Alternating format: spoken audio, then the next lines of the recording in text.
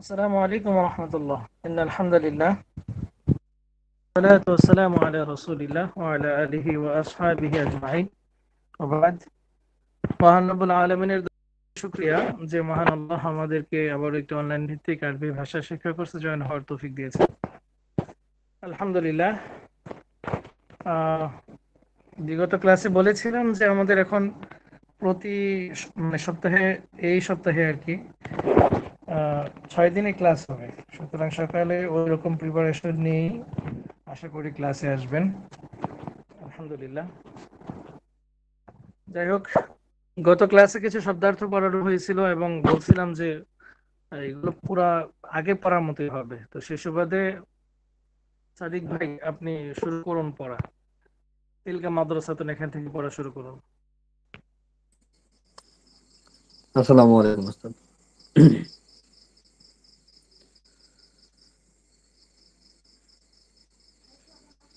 হাযা মসজিদুন, ইহা একটি মসজিদ। তিলকা মাদ্রাসাতুন, উহা একটি মাদ্রাসা।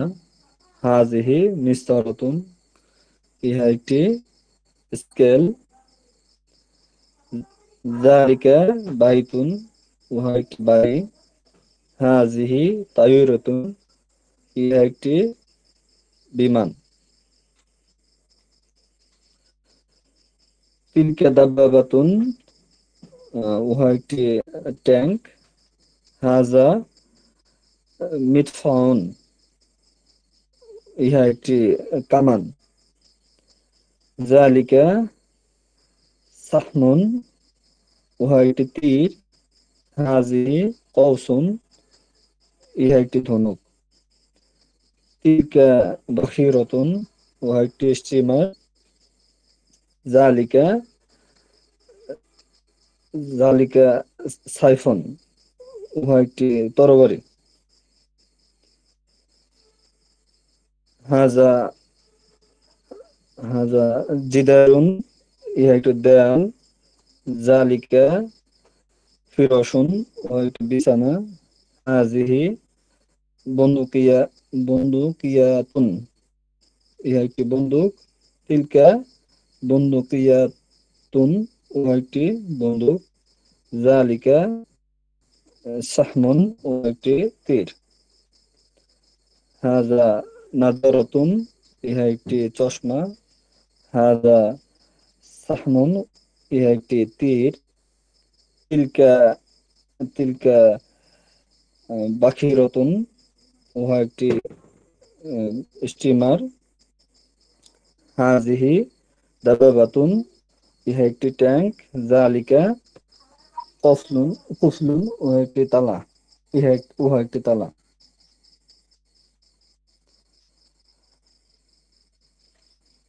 আহ হাযা মিফতাহুন, ইহা একটি চাবি। হাযা কুফলুন, ইহা একটি তালা। যালিকা কওসুন, উহা একটি ধনুক। যালিকা সাহমুন, হাযিহি হাযা সাহমুন, ইহা একটি তীর। ধন্যবাদ। আর মিজানের যে গর্দানটা ছিল, মা ফাআলা, গর্দানটা শিখেছেন? জি উস্তাদ। বলুন। মাফুইলা মাফুইলা মাফুইলু মা ছিলাম মাঝ দিয়েছিলাম না মারুফ দিয়েছিলাম?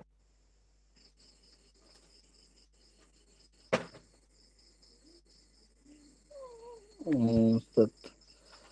আচ্ছা বলুন, একটা বলুন। আচ্ছা ঠিক আছে, ওইটা বলতেছি। মাফালা মাফালা মাফালু মাফালাত মাফালাতা মাফালনা মাফালতা মাফালতুমা মাফালতুম মাফালতি মাফালতুমা মাফালতুন্না মাফালু মাফালনা। হ্যাঁ, ফালতু। জি উস্তাদ। ফালতু মা ফাআলনা।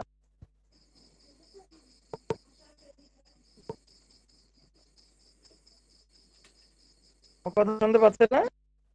জি উস্তাদ, বুঝতে পারি নাই। শেষে ওয়াহিদ মুতাকাল্লিমটা কি বলছেন? মাফআল। মাফাতু, মাফানা। হ্যাঁ,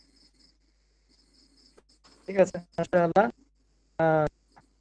কে চর্বি শিখে পড়া দিয়ে দিচ্ছি। বিসমিল্লাহির রহমানির রহিম। এখানে আমরা কিছু শব্দার্থ দেখতে পাচ্ছি।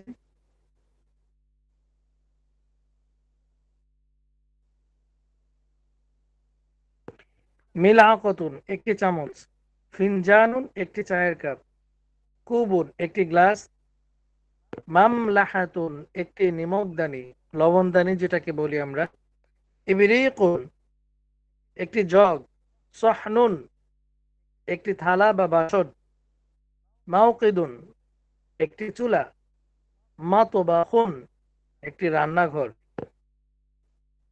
এ গেল 8টি শব্দার্থ। এবং শব্দার্থের পর আমরা যেটা দেখতে পাচ্ছি, ছবি দেখে একজন প্রশ্ন করো, অন্যজন উত্তর দাও। তো এটা উপস্থিত ক্লাসে উপস্থিত থাকলে একজন আরেকজনকে এভাবে ধরতাম যে মা হাদা, হাদা ইবরিকুন, হাল হাদা ইবরিকুন, নাম হাদা ইবরিকুন। মা তিলকা, তিলকা নজরতুন, হাল তিলকা নজরতুন, নাম তিলকা নজরতুন। মা যালিকা, যালিকা কলামুন, হাল যালিকা মিফতাহুন, লা বাল যালিকা কলামুন। এইভাবে ইনশাআল্লাহ আগামী ক্লাসে আমরা দুজন দুজন করে, একজন প্রশ্ন করবে আরেকজন উত্তর দিবে, এভাবে ইনশাআল্লাহ, অথবা একজনই প্রশ্ন করবে একজন উত্তর দিবে, এভাবে চলবে। এবার আসি আজকে একটা নতুন পড়া নিয়ে। তা হচ্ছে আহ, আমরা ইতিপূর্বে বাবু সানির মধ্যে বাংলায় আবু তাহের মির্জা সাহেব বলেছেন আমাদেরকে যে এই অধ্যায়ের মধ্যে একটি বিশেষ প্রশ্ন থাকবে, তোমরা ভালো করে ওটা শিখে নিও। আজকে আমরা বিশেষ প্রশ্নটা আমরা একটু শিখব। আমরা দেখতে পাচ্ছি এখানে লেখা আছে হাল হাদা কলামুন, এটি কি চাবি? নাম হাদা কলামুন। বা প্রশ্নটা কিভাবে হচ্ছে আমরা একটু প্রশ্নটার দিকে লক্ষ্য করি। আর আমরা জানি ইতিপূর্বে হাল অর্থ কি এবং হামজা আ অর্থ কি, এই দুইটার অর্থই হচ্ছে কি। তবে মা অর্থ কি, এই কে বলতে পারবেন? আচ্ছা দেখি, সাদিক ভাই আপনি বলুন তো দেখি, হাল, আ এবং মা, এই তিনটার মধ্যে পার্থক্য আছে কি?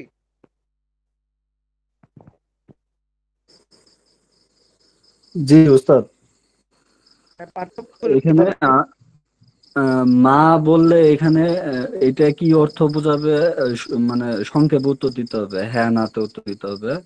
এটা রসিকার আর হবে না দীর্ঘিকার হবে মায়ের মধ্যে? রসিকার হবে উস্তাদ, হ্যাঁ, দীর্ঘিকার। দীর্ঘিকার, জি, সরি উস্তাদ। আর হালের মধ্যে কয় শিকার কি হবে? হ্যাঁ, হাল এবং আ, হামজা জবর আ, এই দুইটার মধ্যে ক রসিকার কি হবে? তো আমরা জানি মা, হাল, আ, এই তিনটার অর্থই হচ্ছে কি। তবে এই কি এর মধ্যে পার্থক্য হচ্ছে মা হচ্ছে দীর্ঘিকার, হাল এবং আ হচ্ছে রস্বইকার। আচ্ছা, গেল এই কথা। এবার আসি, আল্লাহু আকবার, হাল এবং আয়ের মধ্যে পার্থক্য।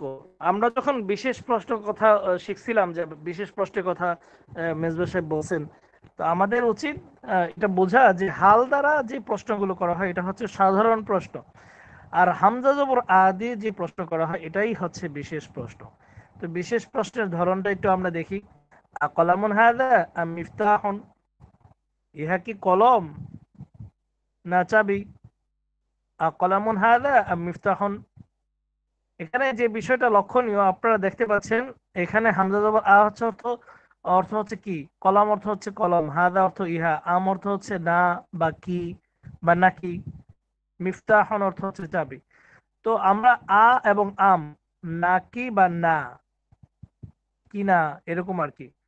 তো যে বিষয়টা লক্ষণীয়, আমরা অর্থের দিকে যদি আমরা একটু দেখি, অর্থটা কিন্তু মানে হাদা থেকে শুরু হয়েছে। আপনারা কি লক্ষ্য করছেন এটা? হাদা থেকে, মানে মাঝখানে যে কথাটা উল্লেখ হয়েছে, এই মাঝখানের অর্থ থেকে অর্থ উঠবে আর কি, যে কলামুন হাদা আম মিফতাহন। এখানে হাদা আগে আসবে, অর্থের দিক থেকে হাদা আগে আসবে, কারণ মাঝখানে আছে হাদা।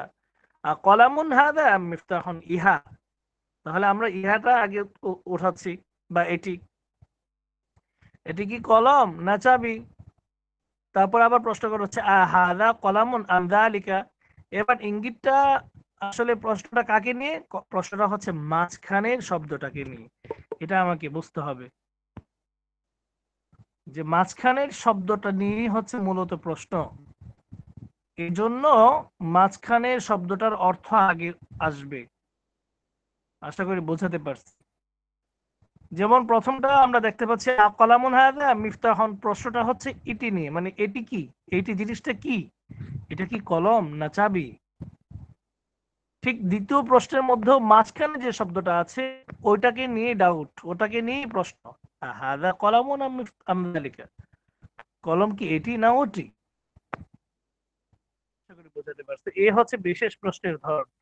আজকে যাই হোক একটু শিখলাম, ইনশাআল্লাহ পরবর্তীতে আরো বিস্তারিত আলোচনা হবে। আচ্ছা, আরো কিছু শব্দার্থ দিয়ে দিব কিনা, মাত্র 8টা শব্দার্থ হয়েছে। আচ্ছা থাক, মিজানে চলে যাই। মিজানুল সরফের মধ্যে আমরা গত ক্লাসে পড়েছিলাম মাজি মতলক বহাস নফি ফাইলে মাজি মতলক মারুফ পড়েছিলাম, যেমন মা ফাআলা মা ফাআলা। আশা করি আপনারা এটাও শিখে ফেলবেন। মা ফুয়াইলা মা ফুয়াইলা, এটা হচ্ছে মাজহুল। মারুফ এবং মাজহুলের মধ্যে পার্থক্য আমরা জানি যে মারুফ মানে হচ্ছে যে ফেলের ফাইল স্পষ্ট থাকে, আর মাজহুল মানে যে ফেলের ফাইল স্পষ্ট থাকে না। আর মা এটা হচ্ছে নফির অর্থ দান করে, মা ফয়লা মা ফয়লা, এভাবে আমরা আশা করি শিখতে পারবো। সামনে আরেকটা পড়া দিয়ে দিই। হ্যাঁ, বস ইসবাত ফাইলা মাজি করিব মারুফ, মাজি করিব। আমরা মাজি করিবের অর্থ জানি, যেই অতীতবাচক কালটা নিকটবর্তীর অর্থ দান করে। করিব মানে হচ্ছে নিকটবর্তী, এটা আমরা ইতিপূর্বে পড়েছিলাম। তো নিকটের অর্থ দান করে যেই মাজিটা, সেটার গর্দান কেমন হবে? একদম সিম্পল। ফাআলা ফাআলা ফাআলুর গর্দান যারা শিখেছেন তারা এটা একদম স্পষ্টভাবে পারবেন যে ফাআলার পূর্বে কদ যোগ করলেই মাজি করিব হয়ে যাবে। অর্থ কি হবে? কদ ফাআলা, সে একজন পুরুষ এই মাত্র করেছে। কদ ফাআলা মানে সে একজন পুরুষ এই মাত্র করেছে, কারণ এটা নিকটবর্তী অতীতকালের অর্থ দিচ্ছে। তাহলে আমরা গর্দানটা আগে শিখি। কদ ফাআলা কদ ফাআলা কদ ফাআলু কদ ফাআলাত কদ ফাআলাতা কদ ফাআলনা কদ ফাআলতা কদ ফাআলতুমা কদ ফাআলতুম কদ ফাআলা কদ ফাআলতুমা কদ ফাআলতুন্না কদ ফাআলতু কদ ফাআলনা। আচ্ছা, এটার অর্থ কি এগুলো ইনশাআল্লাহ আমরা শিখে আসবো আশা করি। আচ্ছা, এতটুকুই রইল আজকের পড়া, মানে এই সার্বিক এবং মিজানের। এবং সবাইকে আবারও বলছি, আমরা কিন্তু প্রত্যেকেই ইনশাআল্লাহ প্রতিদিন ক্লাসে জয়েন হওয়ার চেষ্টা করব। শিহাব ভাই এত লেট কেন হয়েছে? শিহাব কি চলে গেছেন? আসসালামু আলাইকুম রাহমাতুল্লাহ। ওয়ালাইকুম আসসালাম রাহমাতুল্লাহ। কি লেট কেন হলো? ওস্তাদ, আমি অফিস থেকে বের হইতে পারিনি, কাজের চাপ ছিল। আচ্ছা ঠিক আছে, আজকে এতটুকুই। ওস্তাদ, আমার আসসালামু একটা আলাইকুম। প্রশ্ন ছিল। ওস্তাদ ওস্তাদ হ্যাঁ হ্যাঁ হ্যাঁ, বলুন বলুন বলুন। ওস্তাদ, ক্লাস কি 9টাই হবে না একটু কি পিছানো যায়? 15 হ্যাঁ মিনিট হ্যাঁ, বা একটু পেছানো যায়, পেছানো যায়, পেছানো যায়। আমিও এই জিনিসটা ভাবছিলাম, যাক ভালো হয়েছে বলছেন। আমার এশারের জামাতি হয় হচ্ছে কি 8:30টায়, তো আমি এশারের জামাতের পর আবার তাবি তালিম করি, আমারই ফিরতে ফিরতে 9টা বেজে যায়। তো ইনশাআল্লাহ আগামী ক্লাস 9:15 থেকে শুরু হতে পারে, কি বলেন সবাই? জি উস্তাদ। আচ্ছা। ওস্তাদ, যদি মানে 9:30 থেকে হয়, এটা কি না সম্ভব? না না, 9:30 না, 9:30 একটু লেট হয়ে যাবে, 9:15 থাকুক। রাত তো অনেক ছোট হয়ে গেছে এখন। উস্তাদ, ইনশাআল্লাহ। আমার একটা প্রশ্ন ছিল উস্তাদ। আচ্ছা ঠিক আছে, তাহলে ইনশাআল্লাহ আগামী ক্লাস 9:30 থেকেই হবে। সরি, মানে 9:15 থেকে হবে। আচ্ছা, আসসালাম।